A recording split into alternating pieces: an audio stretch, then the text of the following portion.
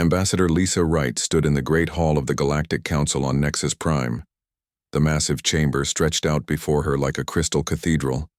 Thousands of alien beings filled the curved seats that rose in tiers toward the domed ceiling.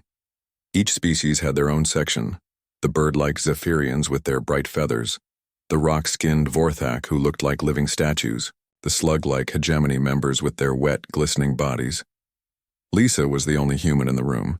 She wore her best diplomatic uniform, navy blue with gold trim. At 35 years old, she had spent the last decade trying to build bridges between Earth and the galaxy. Now she stood alone as the entire galactic community prepared to judge her species. The Speaker of the Council was a tall, thin creature called an Exari. Its skin was pale blue and it had 4 arms. When it spoke, its voice echoed through translation devices that turned its words into every language in the galaxy. The motion before us today concerns the species known as humans from the planet Earth, the speaker announced. The charges are as follows: excessive military aggression, rapid territorial expansion without proper authorization, dangerous unpredictability that threatens galactic stability. Lisa felt her heart sink. She had been fighting these accusations for months. Yes, humans had fought wars against hostile alien species, but only when those aliens attacked human colonies first. Yes, humans had settled 17 new worlds in 50 years, but they had followed all the proper procedures and filed all the correct paperwork. As for being unpredictable, Lisa thought that was just another way of saying humans were different. So, Zephyrian delegate stood up. His name was High Wind Caller Sekhmuth, and his voice was like the sound of wind through trees. The human species has shown a pattern of violent behavior that cannot be ignored. In their brief time among us, they have destroyed 3 separate alien fleets. They have refused to limit their expansion when asked politely. They solve problems, with weapons first and diplomacy second. Lisa wanted to interrupt, to explain that humans only fought when attacked, but the rules of the council did not allow it. She could only listen as species after species stood up to condemn humanity. A Vorthak representative spoke next. The rock being's voice was deep and slow, like grinding stone. Humans adapt too quickly. They learn our technologies and improve them in ways that should not be possible. They make other species question the natural order. This is dangerous for galactic peace. Lisa realized that this was the real problem. Humans were good at learning and changing. When they saw alien technology, they studied it and found ways to make it better. When they faced problems, they came up with new solutions fast. This scared the older alien species who had been doing things the same way for thousands of years. The debate continued for hours. Species after species stood up to speak against humanity. They talked about human aggression, human expansion, human unpredictability. But Lisa began to understand that what they really feared was human potential. Humans had only been part of galactic civilization for 50 years, but they had already changed things in ways that made the older species uncomfortable. Finally, the speaker called for the vote.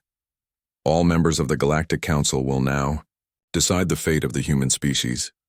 The motion is to exile humanity from galactic civilization and quarantine them to their home star system. Any human vessels or colonies found outside the Sol system after 30 standard days will be destroyed. Lisa watched as the voting began. Each species had a crystal that glowed when they made their choice. Blue for yes, red for no. She watched, in growing horror as crystal after crystal glowed blue. The Zephyrians voted yes. The Vorthak voted yes. The hegemony voted yes. Even species that had been friendly to humans in the past voted to exile them. When the voting was finished, the speaker announced the result. The motion passes by unanimous vote. All 847 member species have voted to exile humanity from galactic civilization. The human species has 30 standard days to withdraw all ships and personnel to their home system. After that time, any human presence outside the Sol system will be considered an act of war and will be destroyed. Lisa felt numb. Unanimous. Not a single species had voted to support humanity. Even the few aliens she had thought were friends had voted against her people. The galaxy had spoken with one voice, and that voice said that humans were too dangerous to be allowed among the stars. As the council session ended, aliens began filing out of the Great Hall. Some looked at Lisa with what might have been pity. Others seemed satisfied, as if a dangerous problem had been solved. A few avoided looking at her at all. Lisa activated her communication device to send an emergency message to Earth. Her hands shook as she recorded the news that would change everything for humanity. Back in the Sol system, Commander Jake Martinez sat on the bridge of the UES Defiance. The ship was one of Earth's newest and most powerful warships, stationed at the edge of human space to watch for threats. Jake was 42 years old, a career military officer who had fought in the war against the Kraken invasion 5 years earlier. The communication from Ambassador Wright arrived just as Jake was finishing his morning coffee. He listened to the message twice, not quite believing what he was hearing. The galaxy had voted to kick humanity out. Unanimously. They had 30 days to pack up and go home, or face the combined military might of 847 alien civilizations. Jake immediately called his senior officers to the bridge. Within minutes, the command crew of the Defiance was assembled. These were men and women who had served with Jake through multiple conflicts. They had faced alien warships before and won. "You all heard the message," Jake said to his officers. "The galaxy wants us gone. They're giving us 30 days, and then they're coming with everything they have." Lieutenant Nicole Foster, the ship's tactical officer, was the first to speak. "Sir, what are our orders from Earth Command?" Jake smiled grimly. "We haven't received any orders yet, but I can guess what they're going to be. Earth doesn't back down from bullies, no matter how big they are." On Earth, President Amy Chen was holding an emergency meeting in the Situation Room deep beneath the White House. The room was filled with military commanders, intelligence officials, and scientific advisors. The news from the Galactic Council had reached Earth less than an hour ago, but already plans were being made. "Ladies and gentlemen," President Chen said, "we have 30 days before the largest alien fleet in galactic history arrives to force us into exile. The question is not whether we will fight. The question is how we will win." Admiral Connor Blake, the head of Earth's military forces, leaned forward.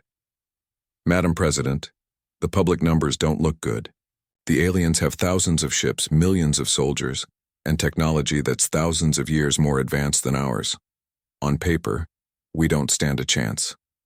President Chen smiled. "Admiral, since when have humans ever cared about what the paper says? We've been preparing for this day since we first met the aliens 50 years ago. They think they know what we're capable of. They're about to learn how wrong they are." In a secret facility buried deep beneath the Colorado mountains, Dr. Kevin Hayes was already at work. The message from the Galactic Council had activated protocols that had been in place for years. Hidden laboratories across Earth and her colonies were coming online. Projects that had been developed in absolute secrecy were being prepared for their first real test. Dr. Hayes looked at the data streaming across his screens and smiled. The galaxy thought it was exiling humanity. Instead, it had just given humanity the perfect excuse to show what they were really capable of. The next 30 days were going to change the galaxy forever. The countdown had begun. 3 days after the galactic ultimatum, Admiral Connor Blake walked through the steel corridors of Cheyenne Mountain. The old military base had been expanded over the years into something much bigger and much more secret. Deep underground, protected by solid rock and advanced shielding, humanity had been building its real defense against the galaxy. Blake reached the conference room where 3 people waited for him. These were the most classified individuals in human space. Colonel Diana Ross ran Project Ghostwall, the military's most secret program. Dr. Kevin Hayes led the Prometheus Research Division, where humanity's most advanced technologies were developed. Captain Steve Morgan commanded the Deep Space Reconnaissance Corps, which officially didn't exist. "Ladies and gentlemen," Blake said as he sat down, "it's time to show our cards. The galaxy thinks they know what we're capable of. They're about to learn they don't know anything at all." Colonel Ross was the first to speak. She was a tough woman in her 40s who had spent her entire career in black projects. "Admiral, Project Ghostwall has been active for 15 years. We've been preparing for exactly this situation since the day we first met the aliens." She activated a holographic display that filled the center of the room. The image showed the Sol system, but not as most humans knew it. Hidden installations appeared throughout the asteroid belt. Secret shipyards orbited the outer planets. Weapons platforms that were invisible to normal sensors dotted the space around Earth. The galaxy thinks our military consists of about 200 ships, Ross continued. They've been watching our public fleet movements for decades. What they don't know is that we've been building a second fleet in complete secrecy. Ships that use technologies they've never seen. Ships that can hide in places they don't even know exist. Blake nodded. How many ships are we talking about, Colonel? 197 combat vessels, sir. All equipped with quantum-fold drive systems. All invisible to every form of alien detection we've tested against. Dr. Hayes leaned forward. He was younger than the others, but his mind had revolutionized human technology in ways the galaxy couldn't imagine. Admiral, let me explain what quantum-fold drive really means. The aliens think faster-than-light travel works only one way. You fold space, jump through it, and arrive somewhere else. They've been doing it the same way for thousands of years. The holographic display changed to show complex mathematical equations and energy diagrams. Human scientists didn't just copy alien technology, we improved it. Quantum-fold drive doesn't just move ships faster than light. It allows ships to exist in multiple dimensional phases at the same time. A ship using quantum fold can be in normal space and folded space simultaneously. This makes it invisible, untouchable, and able to appear anywhere without warning. Captain Morgan stood up. He was a quiet man who had spent years exploring the dark spaces between stars where aliens never went. I've been testing the Ghost Fleet for 3 years, Admiral. We can put ships anywhere in the galaxy without being detected. We've been watching alien military bases, studying their defenses, learning their weaknesses. They have no idea we've been there. Blake felt a grim satisfaction. The galaxy had made a terrible mistake. They had assumed that humans were just another young species that could be pushed around. They had no idea that humanity had been preparing for war since the day they joined galactic civilization. What about our colonies? Blake asked. The aliens expect us to abandon 17 worlds. Colonel Ross smiled. Sir, that's the beautiful part. We're not abandoning anything. The colonies are the key to our entire strategy. The holographic display changed again, showing the 17 human worlds that the galaxy knew about. But as Blake watched, each planet revealed hidden secrets. Underground military bases appeared beneath peaceful farming communities. Factories showed up under what looked like civilian manufacturing plants. Entire fleets of ships sat hidden in underground hangars. Every human colony was established according to the Tesla protocol, Ross explained. On the surface, they look like simple farming or mining worlds. Underground, each one is a fortress that could hold off an entire alien armada. The galaxy thinks we have 17 weak colonies. We actually have 17 hidden military strongholds. The agricultural world of New Montana, Greg Thompson was working in his wheat fields when his communicator beeped with a coded message. To anyone watching, Greg looked like a simple farmer. He had dirt under his fingernails, calluses on his hands, and a tan from working under the local sun. But Greg was also Colonel Thompson of the Colonial Defense Initiative. The wheat field he was working sat directly above a military base that stretched for miles underground. Hidden beneath the soil were enough weapons to level mountains and ships that could travel between stars without being detected. Greg read the activation message and smiled. After 15 years of pretending to be a farmer, it was time to show the galaxy what human colonies really were. Back in Cheyenne Mountain, Dr. Hayes was explaining humanity's greatest advantage. Admiral, we've been intercepting and decoding alien communications for years. Every message sent between their worlds, every military order, every strategic plan. We know exactly what they're planning to do. The holographic display showed the galaxy's communication networks. Streams of data flowed between thousands of alien worlds. They think their encryption is unbreakable, Hayes continued. Human quantum computers cracked their codes in the first month. We've been reading their mail ever since. Captain Morgan pulled up intelligence reports from across the galaxy. The enforcement fleet that's coming consists of 1,200 ships from 47 different species. We know their exact composition, their flight paths, their weapon specifications, and their tactical doctrines. We know which ships are the most dangerous and which ones are just there for show. Blake studied the data. The alien fleet was massive, but it was also predictable. They were planning to arrive at the edge of the Sol system and demand humanity's surrender. They expected humans to either flee toward Earth or come out fighting with their known ships in traditional formations. They have no idea what's really waiting for them, Blake said. Colonel Ross nodded. Sir, the Ghost Fleet will be positioned in quantum-fold space throughout their formation before they even arrive. When they drop out of faster-than-light travel, they'll be completely surrounded by ships they can't see or detect. What about timing? Blake asked. Exactly 27 days from now, Morgan replied. They'll arrive in force, expecting to find human ships fleeing inward. Instead, they'll find empty space and think we've retreated to Earth orbit. That's when we spring the trap. Blake stood up and looked at the faces around the table.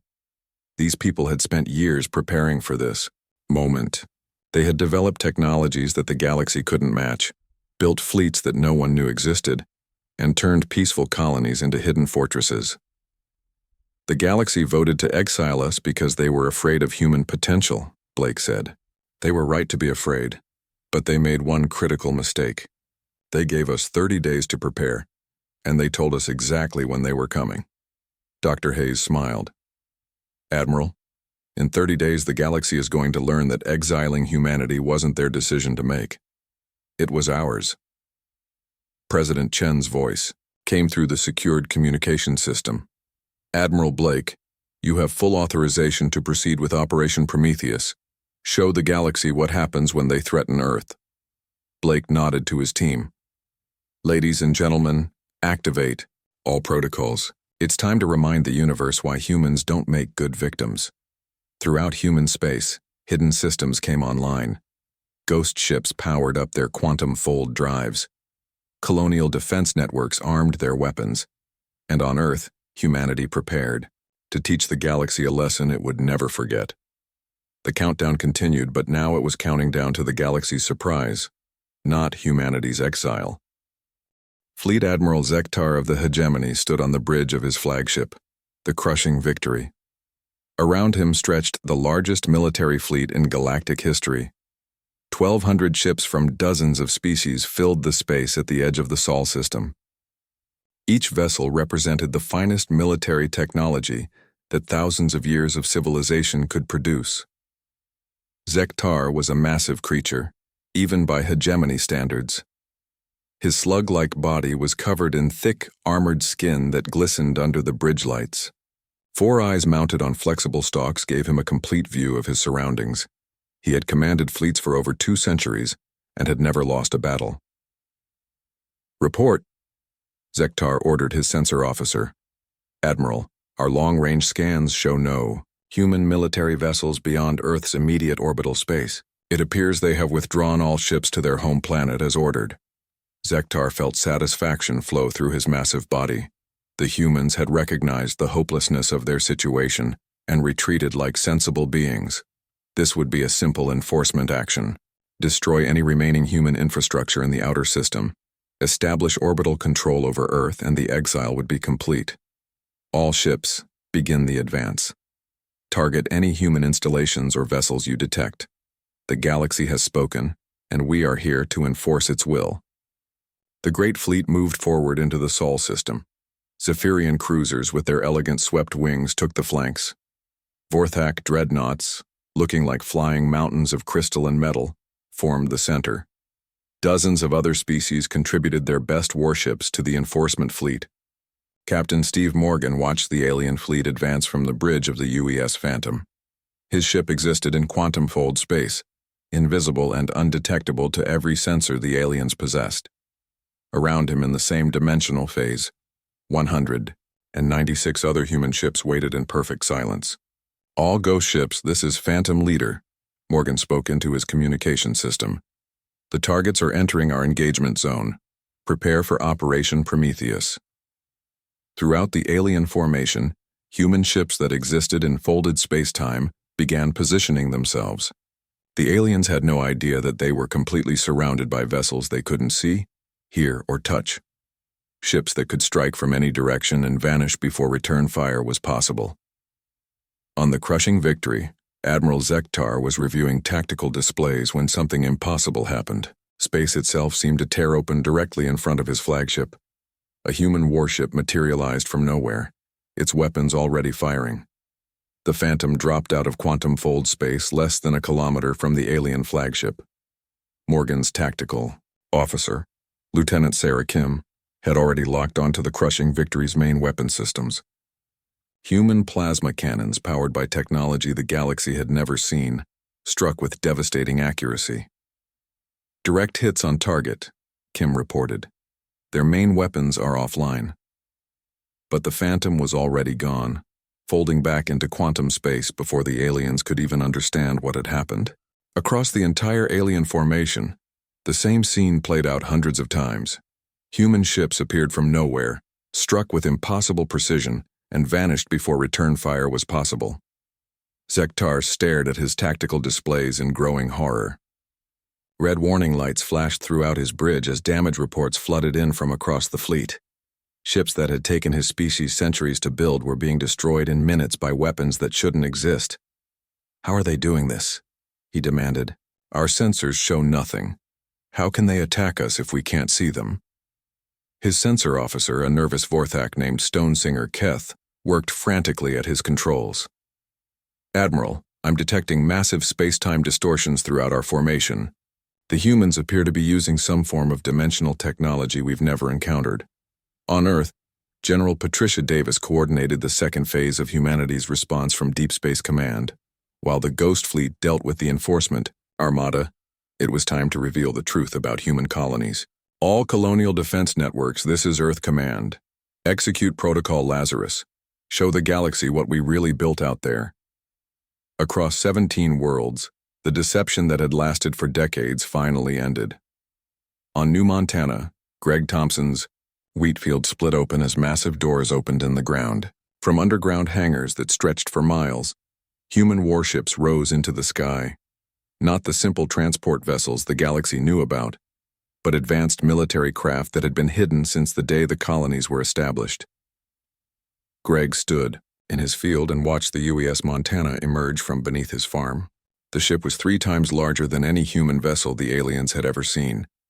Its hull was covered in armor that could withstand weapons powerful enough to crack planets.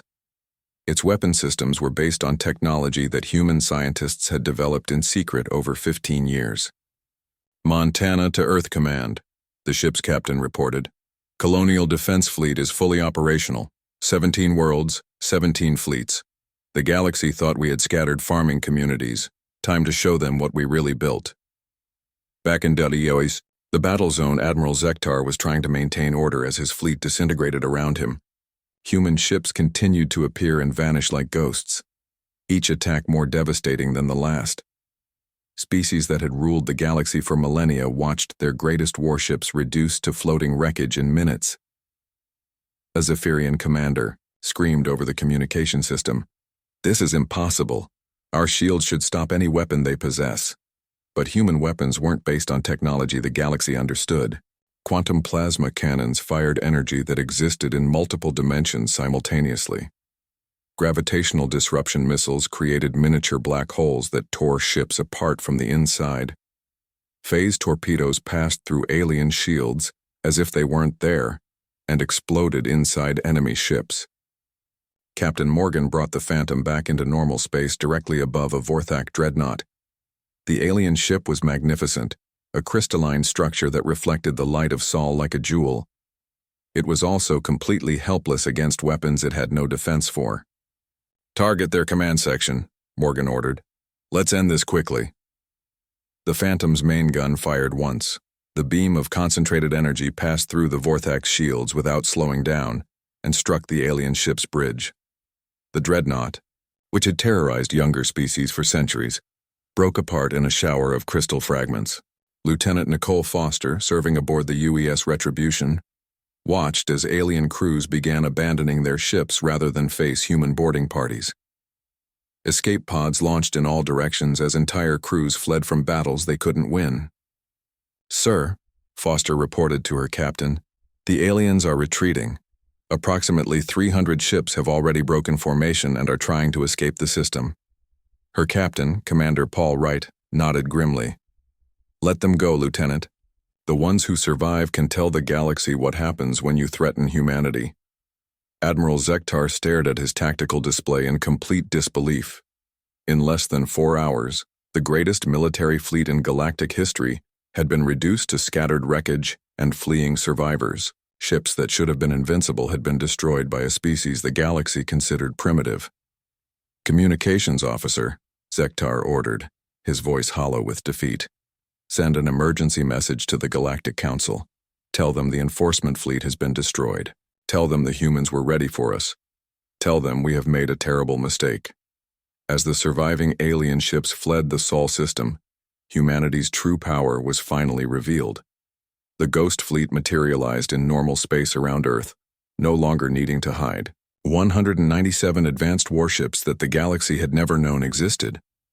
From the 17 human colonies, defensive fleets emerged from their underground hiding places. Each world revealed military installations that could have held off entire invasion forces. What the galaxy thought were weak farming communities were actually the most heavily fortified worlds in known space. President Chen addressed the galaxy from Earth. Her message carried on every communication channel across thousands of worlds. To the species who voted for our exile, you were afraid of what humanity might become. Now you know what we already were. We didn't wait 30 days to prepare. We've been ready for this moment since the day we joined your galactic community. The enforcement fleet was broken. The galaxy's military power lay in ruins around the Sol system, and humanity had accomplished it all without losing a single ship. The exile vote hadn't removed humanity from galactic civilization.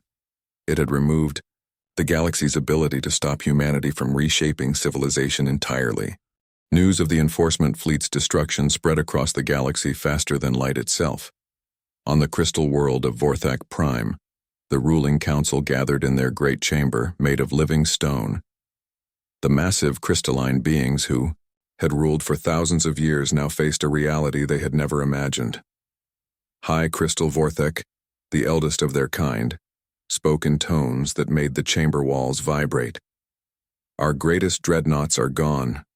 Ships that took us centuries to grow have been destroyed in hours. How is this possible?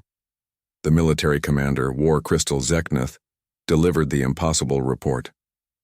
My lord, our ships were destroyed by weapons we do not understand. The humans used technology that should not exist. They appeared from nowhere, struck without warning, and vanished before we could respond. Vorthak felt something his species had not experienced in millennia. Fear.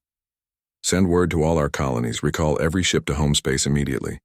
If the humans can do this to the enforcement fleet, no Vorthak vessel is safe anywhere in the galaxy. On the floating cities of Zephyr, the bird-like aliens faced their own crisis. High Wind Caller Sekhmoth stood on his platform high above the clouds, his bright feathers ruffled by winds that carried news of disaster. Our stellar navy is broken, reported his military advisor, Stormwing Kethai. The humans destroyed our most advanced cruisers like they were made of paper. Our weapons could not penetrate their defenses, our sensors could not detect their ships. We are defenseless against them. Sekhmoth's keen eyes looked toward the stars where human ships now roamed freely. For 1,000 years we have ruled the sky lanes of this galaxy. Now a species we thought primitive has made our greatest achievements meaningless in a single day. The panic was spreading to every world in galactic civilization. Species that had voted confidently for human exile now faced the terrifying reality of human retaliation.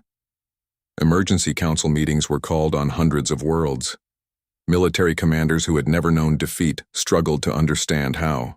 Their forces had been so completely outmatched. Captain Helen Brooks commanded the UES Revelation as it approached Zephyr. Her ship was one of the newer human vessels, equipped with the latest quantum full drive and weapon systems that made even the Ghost Fleet look primitive. Behind her followed a small squadron of similar ships, their hulls gleaming with the advanced materials that made human technology superior. Communications officer, Brooks ordered, open a channel to all Zephyrian cities. Time to deliver humanity's message. Lieutenant Mark Sullivan activated the ship's broadcasting system. The message would reach every floating city on Zephyr, every communication network. every alien ear that needed to hear it. "People of Zephyr," Brooks began, her voice calm and steady. "This is Captain Helen Brooks of the United Earthship Revelation. Your leaders voted to exile humanity from the galaxy. We consider this an act of war. You have 72 hours to surrender unconditionally or face the consequences of your decision." The message was simple, direct, and terrifying in its implications. Humanity wasn't asking for negotiations or offering terms. They were demanding complete surrender or promising total destruction. On Hegemony Prime, the massive slug-like beings who had dominated galactic politics for centuries held an emergency session in their great slime halls. The survivors of Admiral Zektar's fleet had brought news that shattered everything the Hegemony thought they knew about warfare. Supreme Slug Lord Galthek, whose body was so large it filled an entire chamber, spoke in the wet, bubbling tones of his species. "The humans destroyed our finest ships with weapons we cannot comprehend. They move through space in ways that violate every law of physics we know. How do we fight an enemy we cannot see or touch?" War leader Mektar, one of the few survivors of the enforcement fleet, delivered his report with trembling voice stalks. "My lord, their ships exist in multiple dimensions. They can appear anywhere without warning. Their weapons pass through our shields like they are not there. We have no defense against them." The great slug lord felt his massive body shake with fear. The Hegemony had built their empire on military might. They had crushed dozens of younger species with their superior technology and overwhelming numbers. Now they faced an enemy that made their greatest achievements look like children's toys. Dr. Rachel Stone stood in the command center of the UES Judgment, coordinating humanity's systematic response to the galaxy's betrayal. As Earth's former peace negotiator, she understood alien psychology better than almost anyone. Now she used that knowledge to craft humanity's strategy of controlled devastation. "Target selection is complete," she reported to Admiral Blake via secured communication. "Every military installation, weapons factory, and government facility that participated in the Exile vote has been identified. We're not targeting civilian populations, but we are removing their ability to threaten us ever again." Blake's voice came back over the channel. "Proceed with the operation, Doctor. Time to show the galaxy what happens when they make humans their enemy."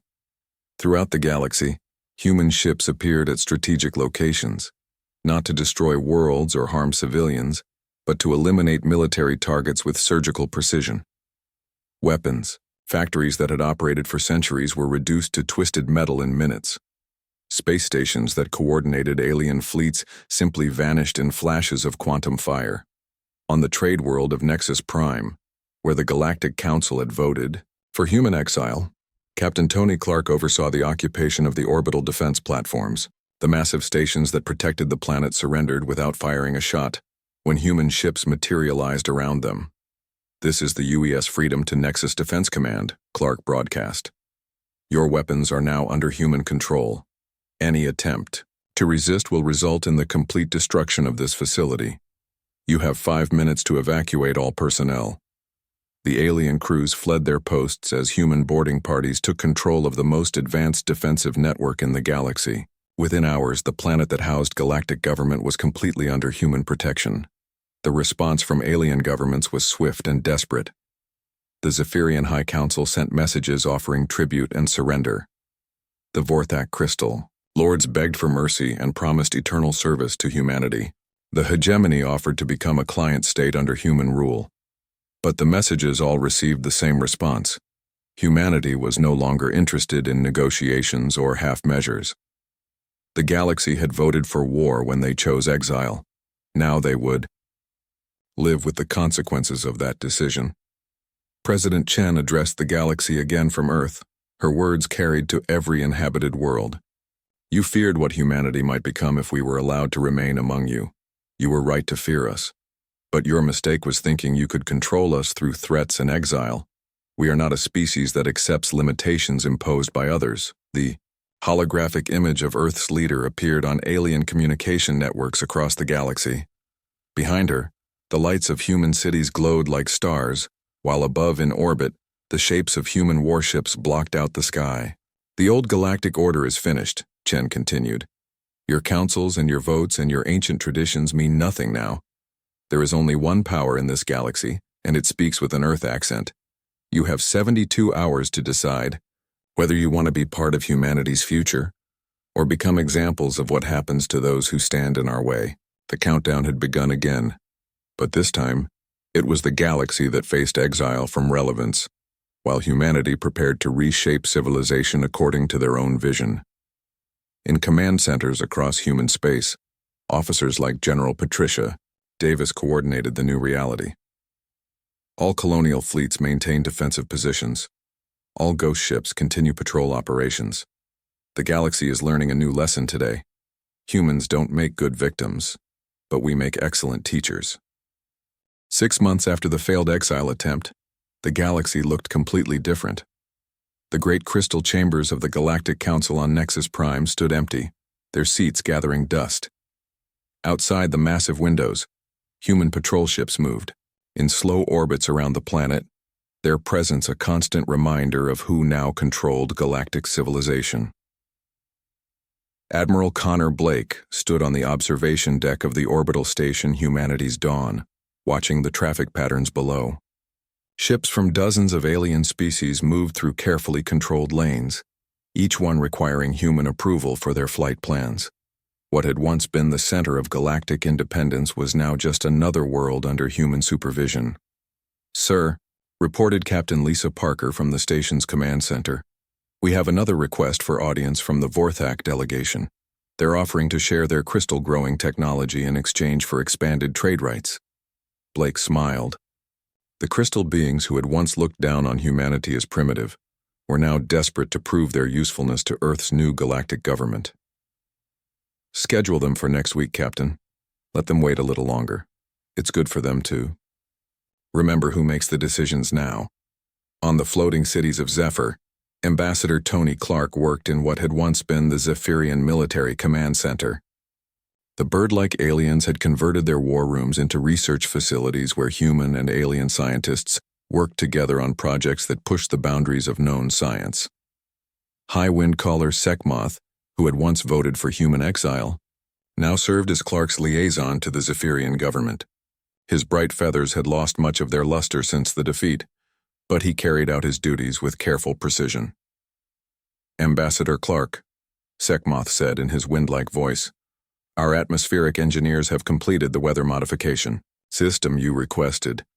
We can now create perfect flying conditions for human aircraft across 3 continents. Clark nodded approvingly. The Zephyrians had adapted to their new role with surprising grace. Their sky cities, once symbols of alien superiority, now hosted human research stations where Earth scientists studied everything from advanced metallurgy to biological engineering. Excellent work, Clark replied. Your people's expertise with atmospheric control will be very useful for our terraforming projects. There are 17 worlds in the outer rim that need better weather patterns. The Zephyrians' eyes brightened slightly. Being useful to humanity meant survival and even limited prosperity. Being useless meant being forgotten, and forgotten species tended to disappear from galactic civilization entirely. Dr. Kevin Hayes led a team of researchers through the abandoned laboratories on Hegemony Prime. The massive slug-like beings had possessed some of the galaxy's most advanced biotechnology, and human scientists were eager to understand and improve upon their work.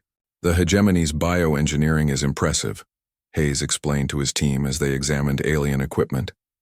But they never thought to combine it with quantum mechanics. We can take their life extension technology and make it work at the cellular level in ways they never imagined. The few remaining Hegemony scientists worked alongside the human researchers, their movements slow and careful.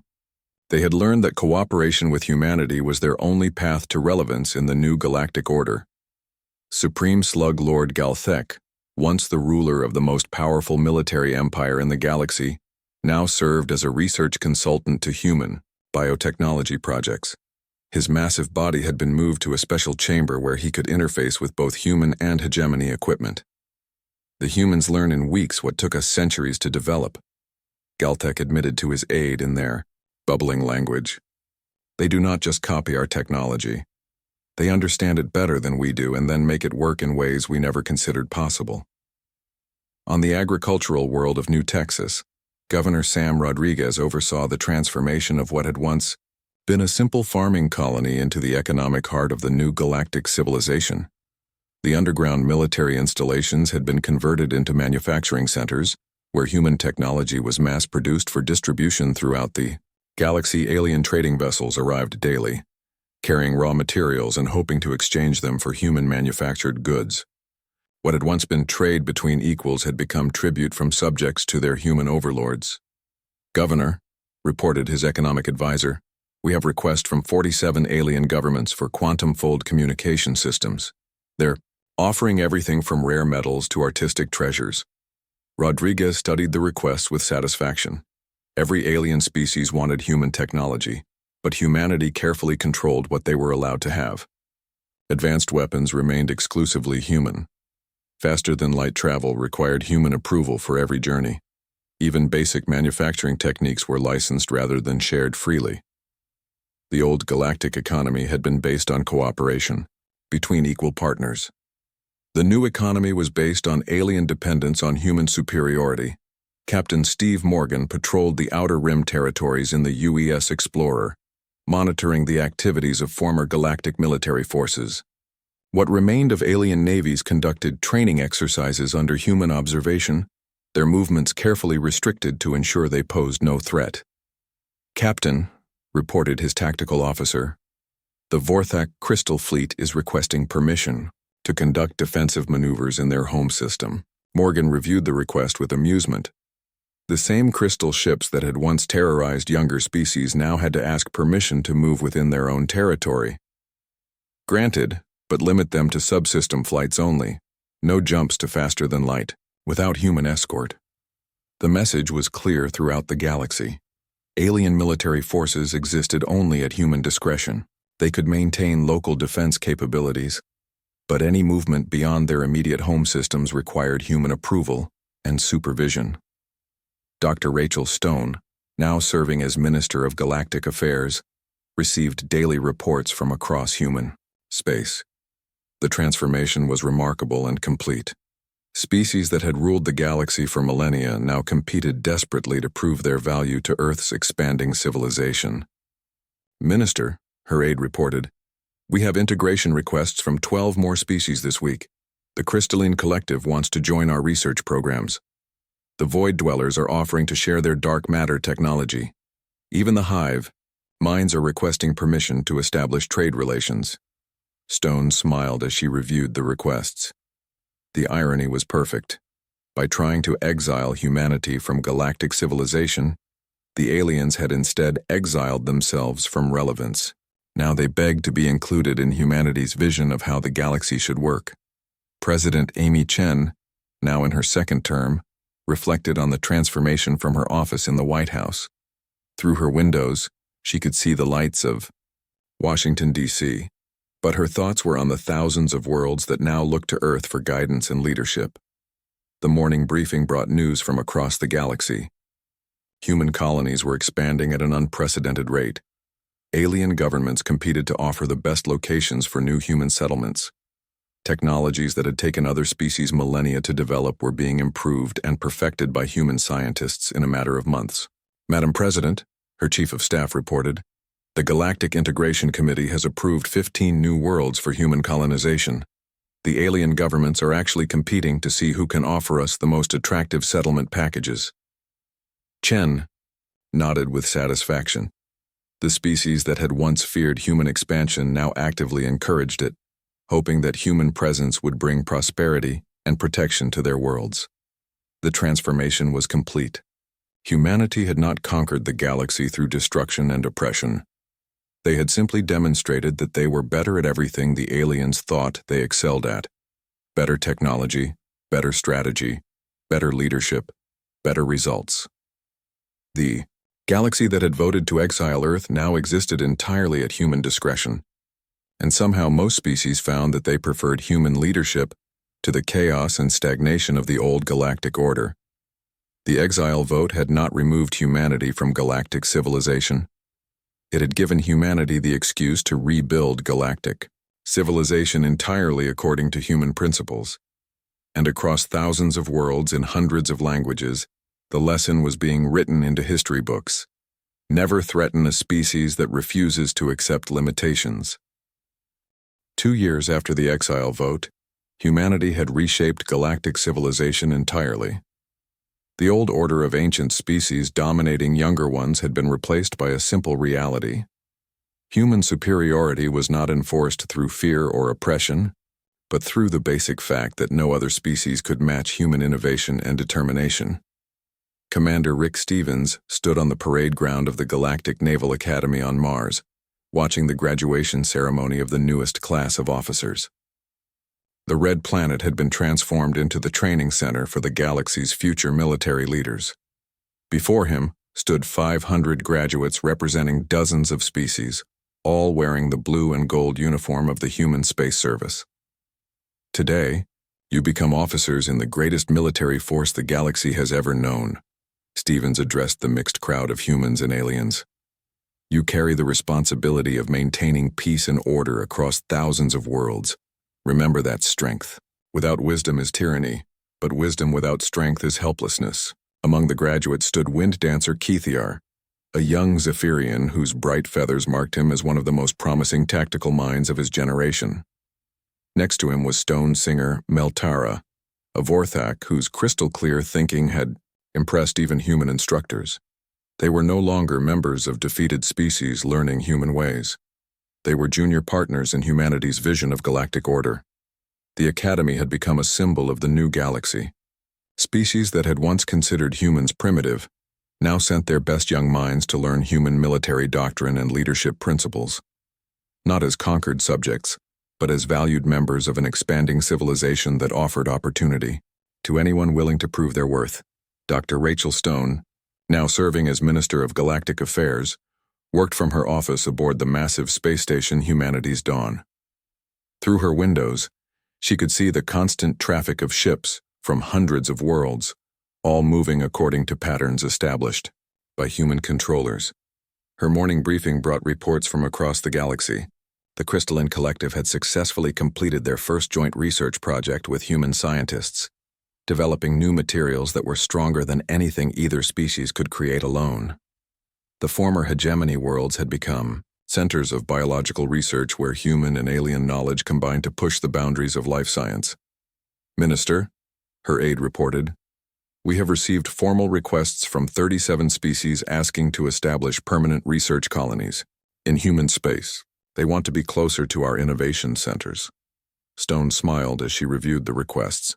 The galaxy's greatest civilizations were voluntarily abandoning their ancient homeworlds to be near human research facilities. They had learned that proximity to human innovation was more valuable than independence. The old Galactic Council had been replaced by the Solar Congress, which met in rotating sessions throughout human space. Unlike the previous system where ancient species held permanent power, the Solar Congress was based on contribution and merit. Species that helped advance galactic civilization earned greater voice in decisions. Those that remained isolated or unproductive gradually lost influence. Representative Windspeaker Seknala of Zephyr had learned to work within the new system with remarkable skill. Once a proud ambassador of an independent species, she now served as one of humanity's most effective diplomatic partners. Her floating office above the clouds of Zephyr had become a model for how alien governments could maintain dignity while acknowledging human leadership. The integration of the Rim territories is proceeding ahead of schedule, she reported to the Congress via quantum communication. 7 more species have requested to join our economic zone. They understand that cooperation with human expansion benefits everyone involved. President Amy Chen, now serving her 3rd term, reviewed the daily reports from across what had become known as the Human Galactic Commonwealth. The transformation was remarkable.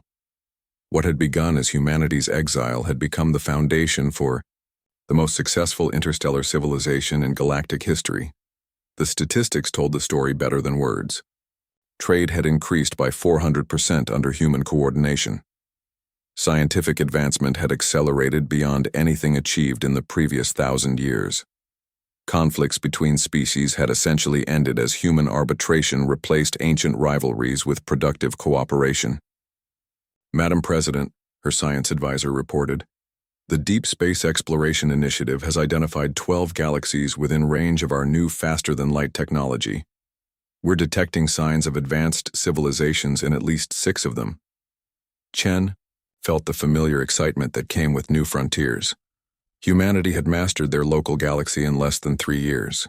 The next chapter would involve contact with entirely new forms of galactic civilization. Admiral Steve Morgan led the first expedition beyond the galactic rim in the UES Pathfinder. The ship represented the peak of human technological achievement, incorporating the best innovations from dozens of alien species under human direction. Its quantum fold drive could cross the void between galaxies in weeks rather than centuries.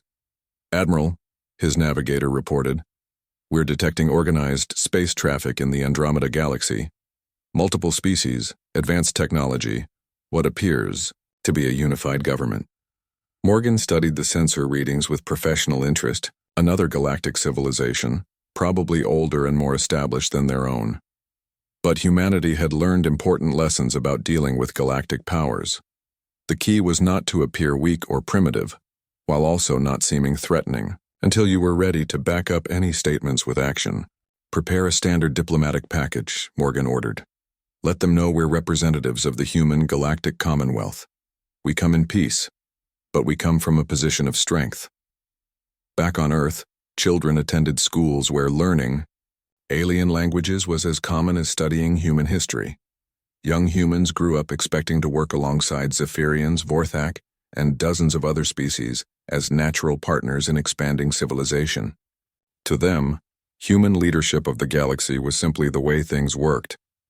Lisa Wright, the same ambassador who had received the original Exile verdict, now served as humanity's representative to newly contacted civilizations. Her ship, the UES Diplomat, carried the message of human civilization to species just beginning to understand that their age of independence was ending. The galaxy that tried to exile us learned that humanity's greatest strength was never our technology or our military power, Wright explained to her staff as they approached their next diplomatic contact. Our strength was our absolute refusal to accept limitations imposed by others. The lesson had been learned and recorded in the histories of 1,000 worlds. Species that tried to control or limit humanity discovered that they had awakened something far more dangerous than they could handle. But species that chose to work with humanity found opportunities they had never imagined possible. The Exile vote had become the most important event in galactic history, but not for the reasons its supporters had intended. Instead of removing a dangerous species from galactic civilization, it had given that species the motivation and justification to rebuild galactic civilization entirely. 10 years later, when galactic historians wrote about the transformation, they all reached the same conclusion. The galaxy had voted to exile Earth because they feared what humanity might become. But humanity had always been exactly what the galaxy should have feared. They just hadn't been motivated to show it until someone made the mistake of threatening them. The stars themselves seemed to acknowledge the new reality. Across the galaxy, on monuments and in schools, in 100 different languages, the same lesson was taught to every new generation. They tried to exile Earth.